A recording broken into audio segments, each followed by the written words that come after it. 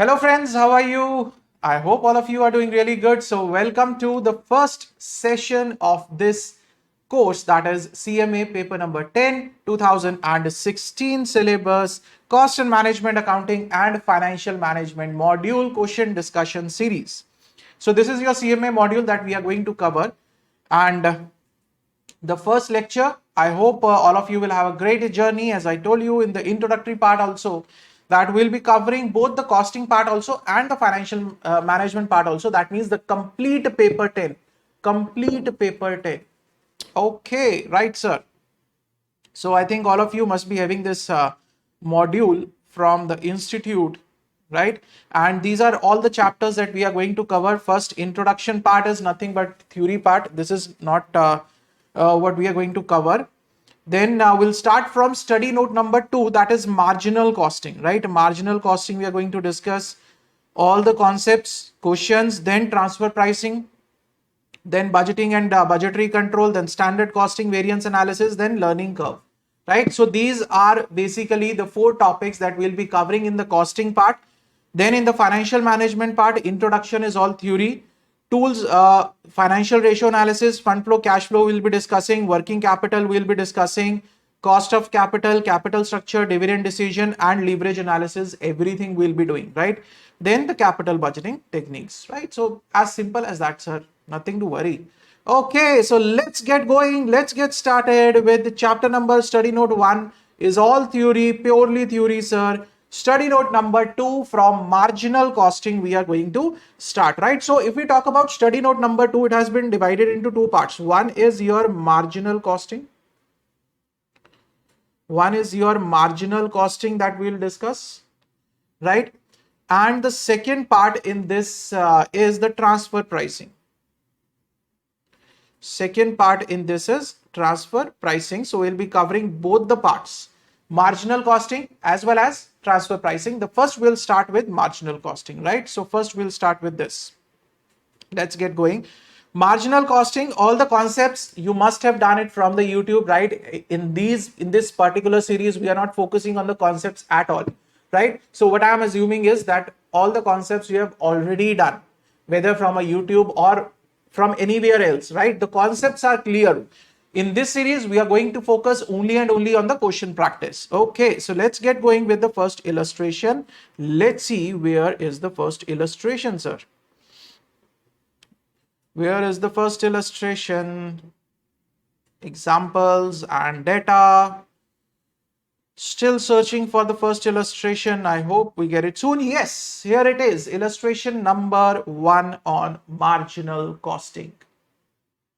Right, sir? Let's start with this. Illustration number 1. ABC Limited sold 2,75,000 units of its product at 37.50 per unit. That means this is the selling price per unit that is given to you. Variable cost are 17.50 per unit, and in that 17.50, 14 is the manufacturing cost and 3.5 is the selling cost. Right, sir? Then he says, the fixed costs are incurred uniformly throughout the year and amount to 35 lakhs, including the depreciation of 15 lakhs, right? There is no beginning or ending inventories. Estimate the break-even sales level quantity and the cash break-even sales level quantity, right? Now, one thing, the question says you have to calculate the break-even sales in quantity, not in value. It's not asking for value, right? So quantity. How can you calculate in quantity? That is fixed cost divided by contribution per unit. Clear? Now, what is the fixed cost, sir? Fixed cost, 2 things. One is the cash fixed cost. One is the total fixed cost. Now, total fixed cost is 35 lakhs, right? Out of that, the cash fixed cost is 35 minus 15, 20 lakhs. Clear? Now, when he is asking for the break-even sales only, then it is fixed cost, that is 35 lakhs divided by contribution. Contribution is 37.5 selling price. This contribution is what? Selling price of 37.50 minus variable cost of 17.50, right? So 20 is what? 20 is your contribution per unit. So you will get the break-even sales of 1,75,000. In the second case, in case of cash break-even sales, what you need is, here you will take the cash fixed cost, not the total fixed cost. We'll be taking the cash fixed cost divided by contribution margin per unit. Contribution will not change, no effect on the contribution, that is going to remain 20 only. The thing is, the cash fixed cost is 20 lakh, because in case of depreciation, there is no actual cash outflow, right? So 1 lakh units is your cash break-even sales. Clear? So this was simple illustration number 1. I think we have done it on the YouTube also. But anyhow, next, moving on to illustration number 2. Let's see, sir. We'll have to search for it. Illustration number 2. Where are you? Ah, that's a good rhyme, sir, isn't it? Illustration number 2. Where are you? Here it is. Illustration number 2. Let's get started. We'll make it fun, sir.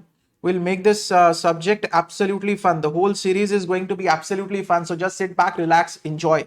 That's it. Nothing, too much pressure here will lead to nowhere. So you just need to relax down, chill. Okay. Pankaj Limited, engaged in the manufacture of the two products A and B, gives you the following information. So there are two products, product A and product B. The selling price per unit is given to you 60 and 100. Direct material per unit is given to you, that is 20 and 25. Direct wages per unit at the rate of 0.50 per hour, 10 rupees and 15 rupees. Variable overheads is 100% of the direct wages. Fixed overhead is rupees 10,000 per annum. Maximum capacity is 1,000 units. Right? He says, show the contribution of each of the products A and B and recommend which of the following sales mix should be adopted. 300 units of A and 600 units of B. 450 units of A and 450 units of B. 600 units and 300 units, right? So basically what he is asking is that what combination should be made, how much of the quantity of A and B should be made based on the contribution. Which product is given you, how much contribution, based on that you will decide that how much quantity is to be produced for A and how much is to be produced for B. Right, sir? Very simple. Contribution is what? Selling price is given to you. Selling price is absolutely given to you, no issues. Sir, what about the variable cost? The variable cost is the combination of these three things. Direct material, direct wages. Direct wages is again a variable cost, sir, right? And the factory overheads. And the variable overheads, not the fixed overheads, variable overheads, which is given as 100% of the direct wages. So direct material is 20 rupees and 25 rupees. Direct wages is 10 rupees and 15 rupees, right? Variable overhead, he says 100% of the direct wages, no issue, sir, 10 and 15. So marginal cost, this is total variable cost. This is your total variable cost, right? 40 rupees and 55 rupees. That is the sum total of this. Sum total of this 40 rupees and 55 rupees. Selling price is given as 60 and 100. So what is your contribution per unit? 20 and 45, right? Now he says you have got the contribution. Now you need to see what is the combination of units that you need to manufacture. Calculation of total contribution now. Sales alternative A, 300 units of A and 600 units of B. Right? So product A, 300 units into 20 rupees, right? 6,000 rupees. This is the contribution. And if you manufacture 600 units of B multiplied by the contribution 45, 27,000. Total contribution is 33,000 minus the fixed overheads. Minus the fixed overheads of 10,000. You will get the profit of 23,000. Now, in the second alternative where you are manufacturing 450 and 450 units, the contribution you will take, here you will get total contribution based on 450 units, less fixed cost is going to remain same, sir. So you will get a profit of 19,250. In the C alternative, 600 units of A and 300 units of B, based on that, you will calculate the contribution, 600 into 20, 300 into 45, 20 and 45. This is how you are calculating 20 and 45, right? Okay, so here you will get a profit of 15,500. Now, which of the alternatives is giving you the maximum profit? In the first one, it is 23,000, then it is 19,250, then it is 15,500. So the sales mix A will go for that is giving you the maximum contribution, right? So that is what is written here, that the sales mix under alternative A is more profitable as it gives maximum total contribution and profit. Simple, right? Okay, so this was question number 2, illustration number 2 for us. Let's move on to illustration number 3, which is on a limiting factor, or what we call it as key factor also.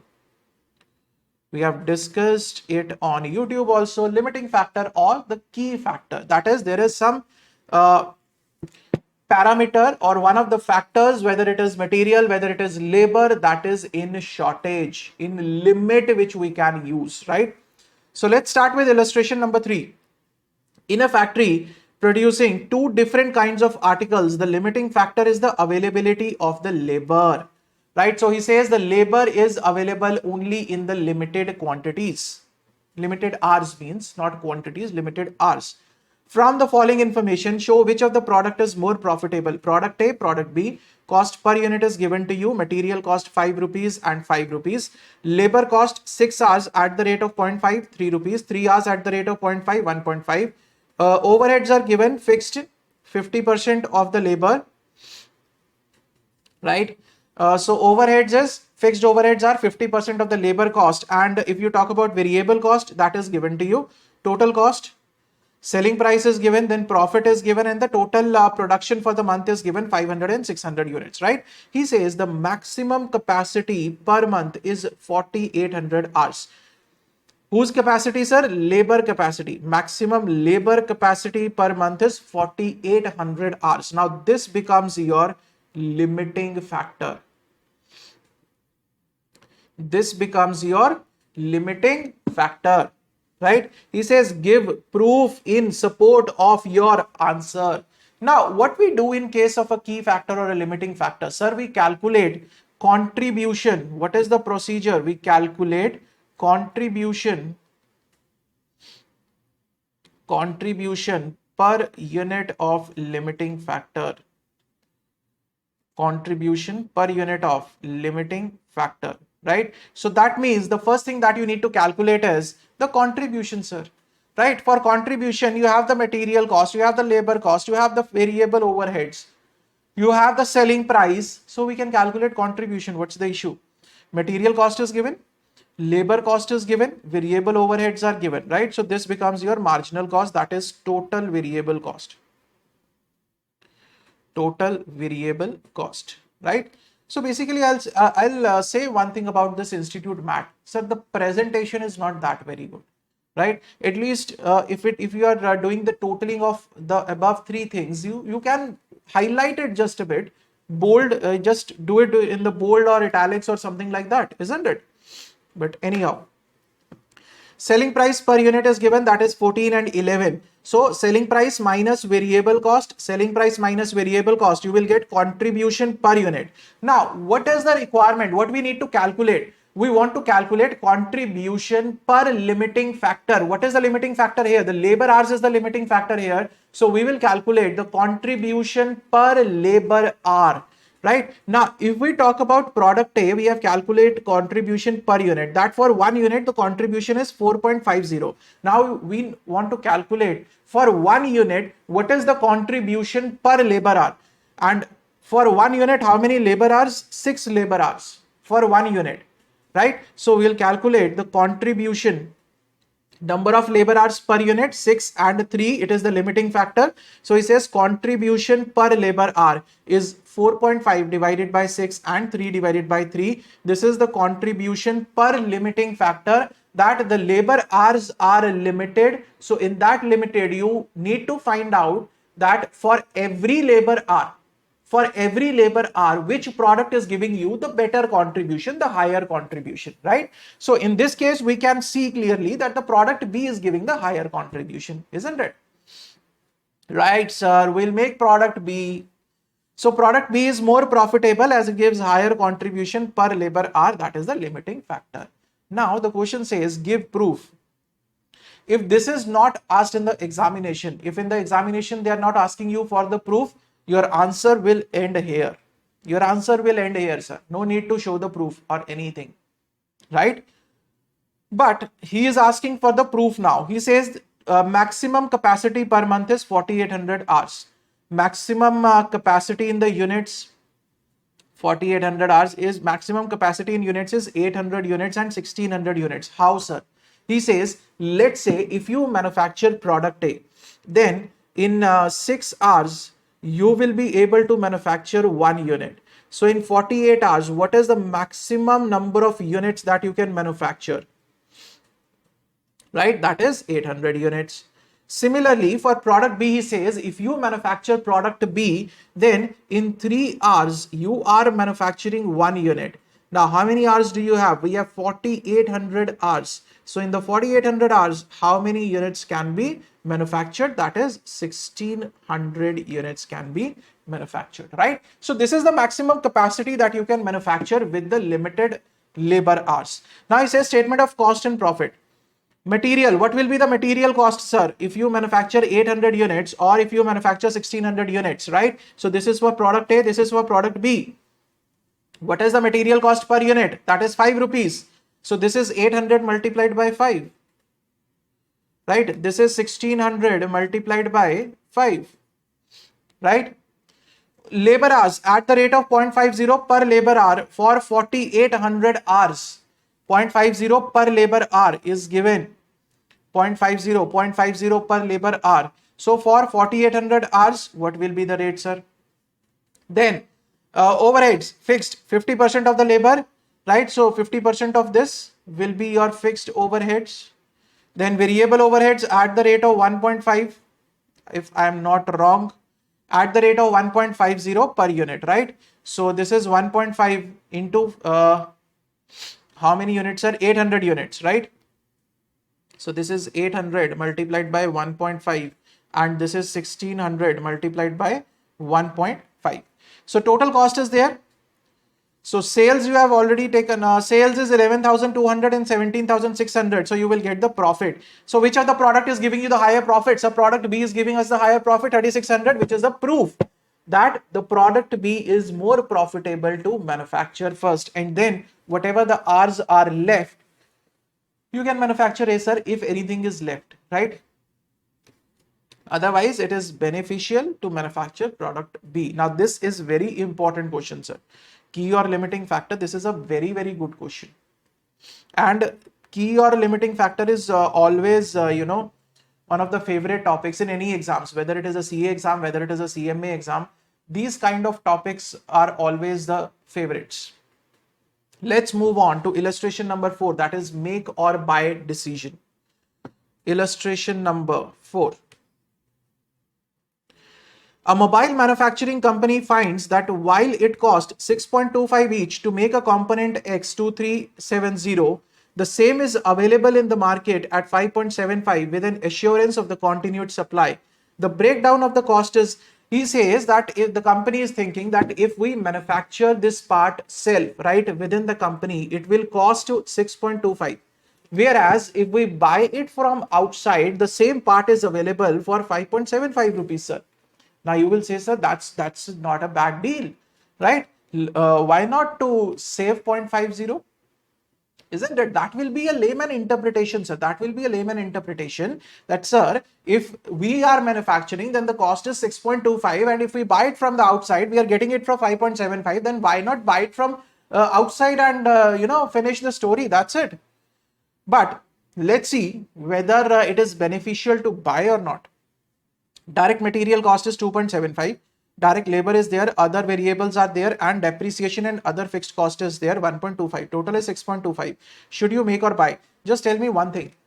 Just tell me one thing. If you buy the product from outside, can this fixed cost be avoided, sir? Can this fixed cost be avoided, sir? If you buy it from outside and not make it, can this fixed cost be avoided, sir? No, sir. Right? If you are paying a salary to your accountant, and if you buy the product from outside, will you not pay salary to your accountant? You will pay, sir. Right? The fixed cost will not be avoided. So calculation of marginal cost of component, direct material, direct labor, other variables. So the actual cost which will vary, which will be impacted If we buy from outside at 5.75, this is the cost which we will not have to incur, right? This fixed cost, it is to be incurred in any case, sir. It is to be incurred in any case, whether you are buying, whether you are manufacturing, so it is to be incurred. That means this is not relevant for decision. This is not relevant for decision. That is why it is known as decision making, right? So this is not relevant, sir. This is not at all relevant for decision. So what should be done? Only these three parameters, the marginal cost, the variable cost is to be considered. Now, the variable cost is 5 rupees. From outside, you are going to buy it at 5.75 rupees. Since the marginal cost per unit is 5, which is lower than the market price of 5.75, it is recommended to manufacture the component in the factory. Since the purchase price of 4.85 is lower than, in the second case, he says, what would be your decision if the supplier offers the component at 4.85 rupees? Then it is beneficial, right? He says since the purchase price of 4.85 is lower than the marginal cost, the component should be bought from outside supplier, provided the proper quality and regular supply are guaranteed, right? So you have to make these decisions very carefully, very judiciously. So this was illustration number 4. Let's move on to illustration number 5. Illustration number 5. The following data are available in respect of product A manufactured by Pankaj Limited. Right, sir. The sales are given, that is 2,50,000, direct material 1 lakh, direct wages 50,000, variable overheads 25,000, fixed overheads of 50,000 rupees. Okay. The company now proposes to introduce a new product B so that the sales may be increased by 50,000 rupees. There will be no increase in the fixed cost, and the estimated variable cost of the product B are material 24,000, wages. Now this is only for product B, right? This is given for product A. The fixed cost is going to remain at 50,000 only, right? No change. Advise whether the product B will be profitable or not, right? So on what basis you will calculate? On the basis of the marginal cost statement. So the marginal cost statement holds a very important part, whether it is financial management or whether it is cost accounting, this marginal chapter, right? So we say under the proposed position, product A, product B and the total. Material cost on the product A is 1 lakh rupees and on the product B it is 24,000 rupees, right? So what will be the total cost? 1 lakh 24,000. Direct wages 50,000 and 11,000. The total on both the products will be 61,000. Variable overheads are given. Total, this is your marginal cost. Marginal cost means this is your total variable cost.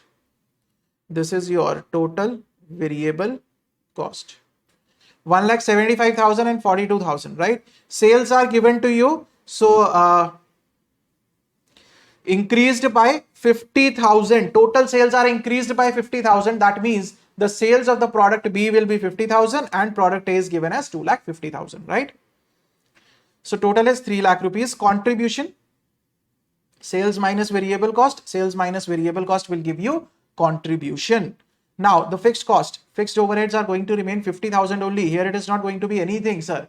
You are manufacturing product B, the fixed cost is going to remain 50,000 only. So the profit is 33,000. Now he says earlier we were making a profit of 25,000. Now there is an increase in the profit to 33,000. Then I think it is profitable to make the product B. Yes, sir. Assuming that the spare capacity cannot be used for any other purpose except for producing product B, it is advisable to undertake the production of product B, which shall give a contribution of 8,000 towards the fixed cost and the profit, right? So he says whatever is the spare capacity with the company, if that spare capacity cannot be used for any other purpose, then definitely it is beneficial to manufacture product B.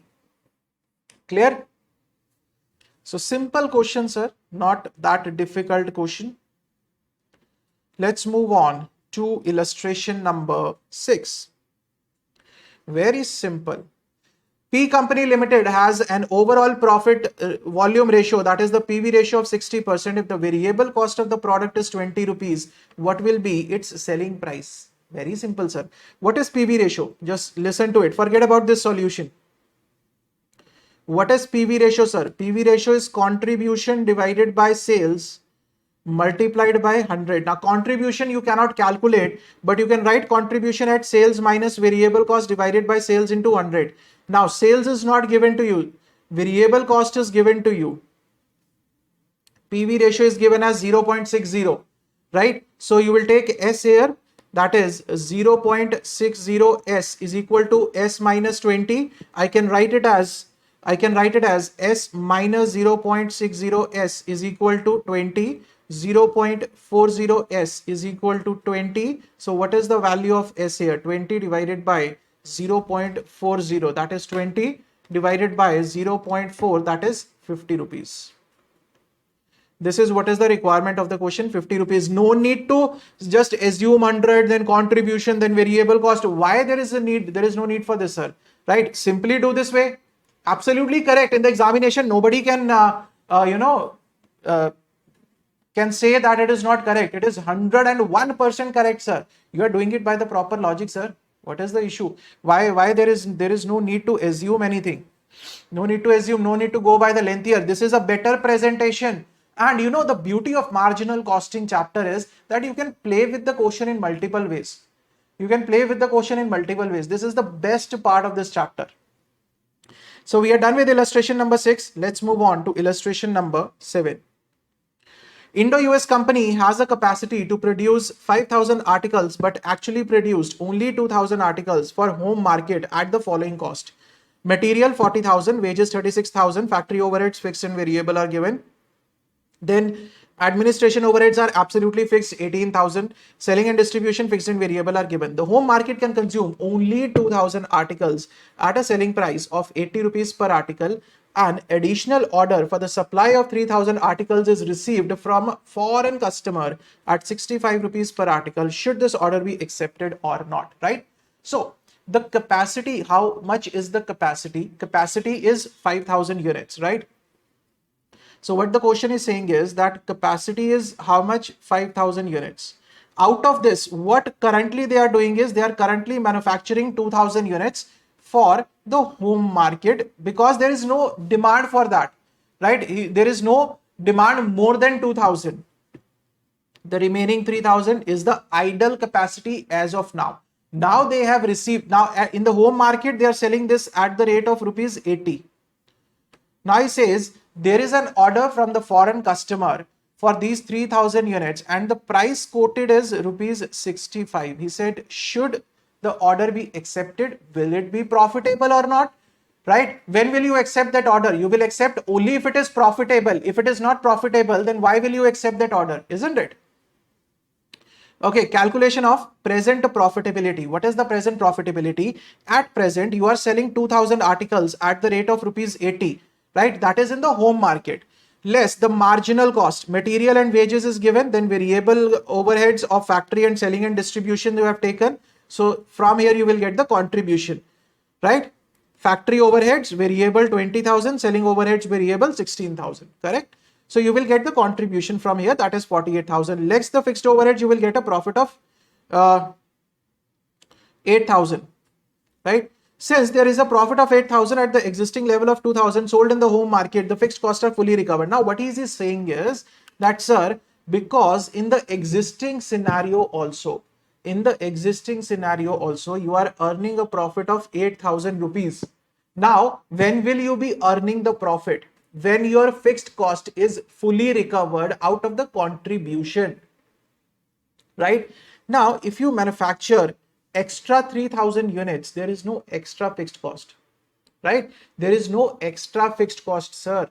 The fixed cost is already recovered from the 2,000 units. The fixed cost is recovered only then you are earning a profit.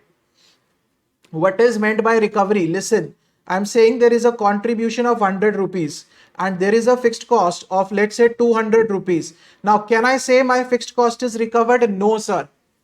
Right? There is a deficiency of contribution in this case. The fixed cost is not recovered. Now, in the second scenario, if I say that my contribution is 200 rupees, my fixed cost is 100 rupees, that means the fixed cost, and you are earning a profit here of 100 rupees. The fixed cost is fully recovered. right? So he says, is there is always a benefit if you manufacture those extra 3,000 units. You will be getting something, sir. You will be getting something. What is you will definitely be getting something. And one more thing I'll tell you. One second. You will earn, sir. You will earn, right? How you will earn?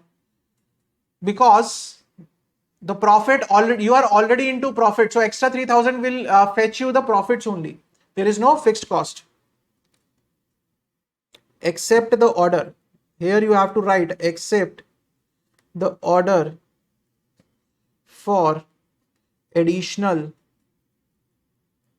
except the order for additional 2,000 articles, sorry, 3,000 articles, as it will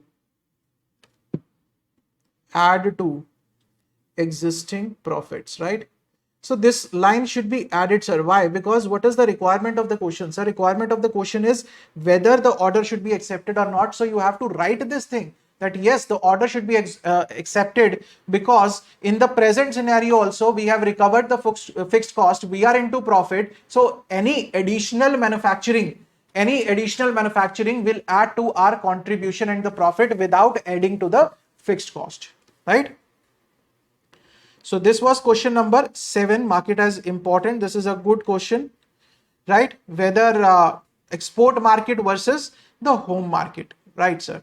Okay, one thing very important, guys. We'll keep the lectures for around 30 minutes only, right? Because that will be easy for you people also to remember to register the things. If I keep it for 1 hour, 2 hours, then you people will also get tired. And I have followed this strategy from the very long time, right? Whatever the SM series I have prepared, I have always kept the lectures around 30 minutes, right?